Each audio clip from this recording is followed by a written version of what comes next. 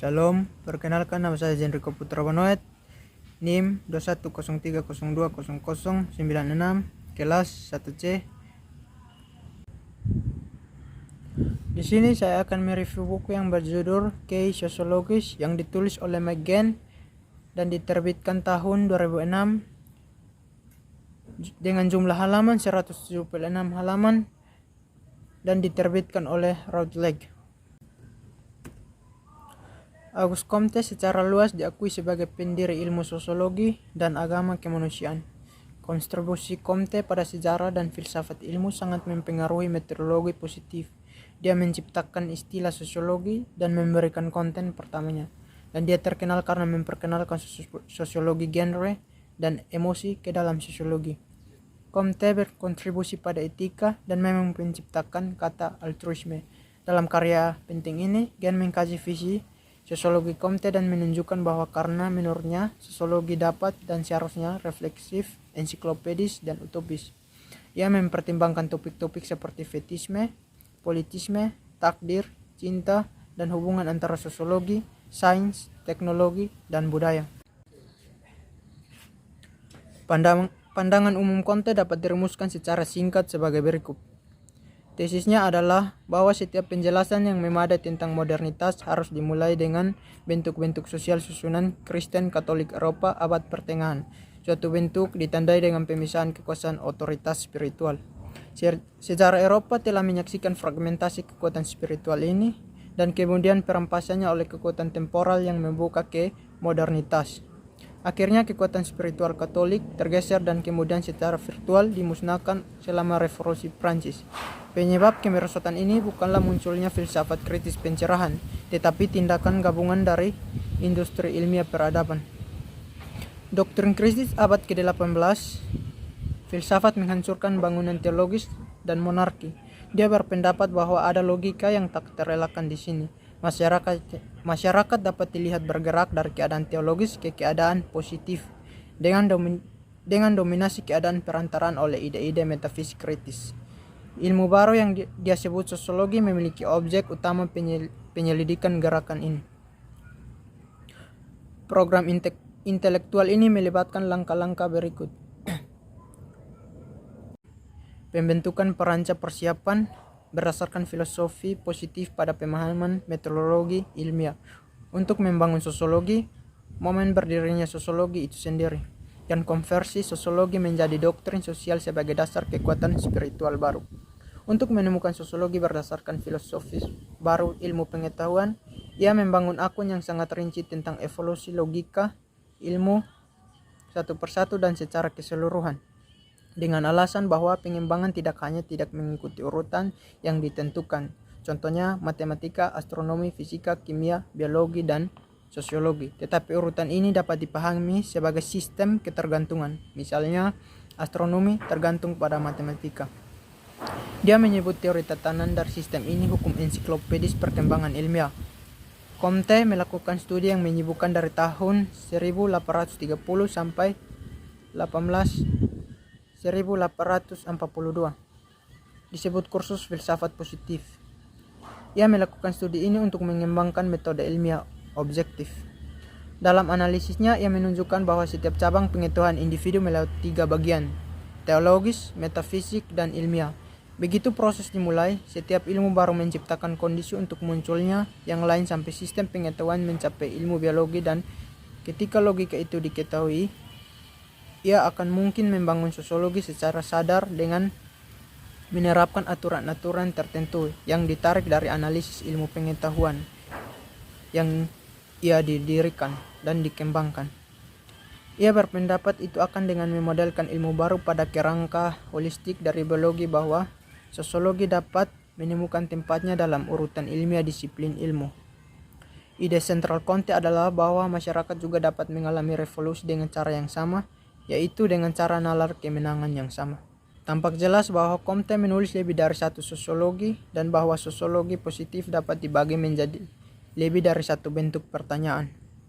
Jauh dari karikatur empirisme, obsesif, dan dorongan untuk mengumpulkan fakta sosiologi, Comte tidak dapat dipahami tanpa penekanan mereka pada teori hipotesis, fiksi, dan imajinasi yang pada akhirnya cukup untuk membanjiri keterbatasan awal penelitian program.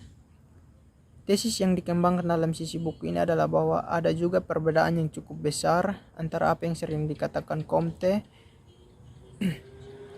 apa yang dia katakan telah dia temukan, apa yang sebenarnya dia temukan antara logika interior penyelidikan dan kerangka pemikiran hukum dasar, dan antara rumusan idiom dan istilah radikal secara sosiologi. 2. Ilusi Comte. Auguste Comte adalah sosok yang luar biasa, dikenal sebagai pendiri sosiologi dalam arti bahwa dia menciptakan kata dan memberikannya konten pertama yang disebut hukum tiga negara bagian. Ia juga dikenal luas karena posisinya yang penting di sejarah filsafat sebagai salah satu pendiri utama filsafat positif. Sekarang tidak dipahami secara luas sama sekali dalam dirinya sendiri. Dia adalah seorang tokoh utama dalam sejarah sains, menggambarkan karya Burckhardt dan Searle dan Kuhn dan Laudon. Dia memainkan peran penting dan membentuk awal biologi sebagai ilmu. Dia adalah pendiri kultus dan agama kemanusiaan. Dia memainkan peran penting dengan Émile Littré di produksi kamus ilmu pengetahuan, kedokteran cikal bakal, di Littré kamus standar bahasa Prancis. Tetapi juga diketahui bahwa Comte berkontribusi pada etika dan memang menciptakan kata altruisme. Teori ini mengusulkan bahwa ada tiga tahap intelektual yang dilalui dunia sepanjang sejarahnya. Berdasarkan pemikiran Comte, tidak hanya dunia melalui proses ini, tetapi kelompok, masyarakat, ilmu pengetahuan, individu, dan bahkan pemikiran mengalami hal yang sama dalam tiga tahap ini. Dalam tiga tahap ini ada tahap teologi, metafisik, dan tahap positifistik.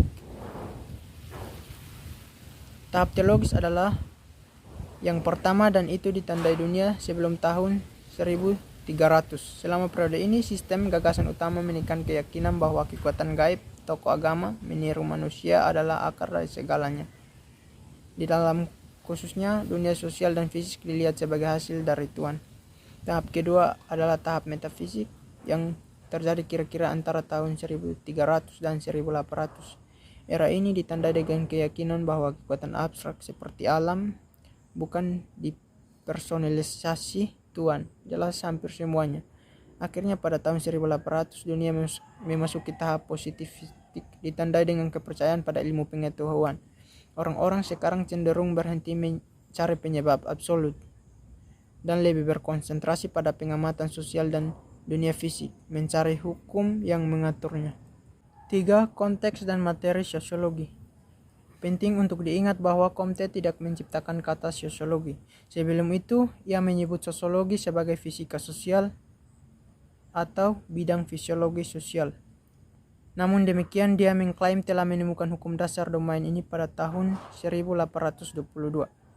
Sebuah hukum yang dia baptis sebagai hukum tiga negara. Setiap sosiologis menyadari bahwa ketiganya adalah teologis, metafisik, dan positif. Hukum dasar tiga negara.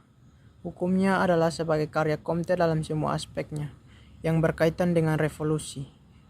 Hidup seperti yang dia lakukan dalam masa krisis pasca revolusioner yang masih beresonansi dengan gagasan bahwa revolusi baru-baru ini belum sepenuhnya diselesaikan.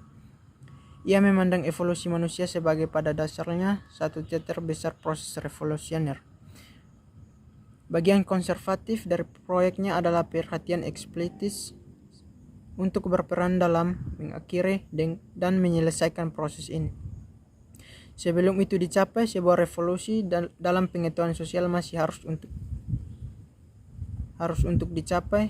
Sosiologi diperlukan untuk membentuk dasar bagi pembangunan pemerintahan baru, sebuah pemerintahan positif yang didirikan secara ilmiah.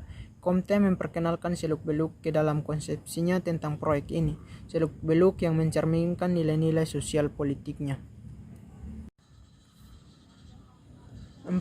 Keintiman sosial, sains, dan politik baru. Filsafat teologis menempatkan dirinya pada sumber utama segalanya. Fenomena pada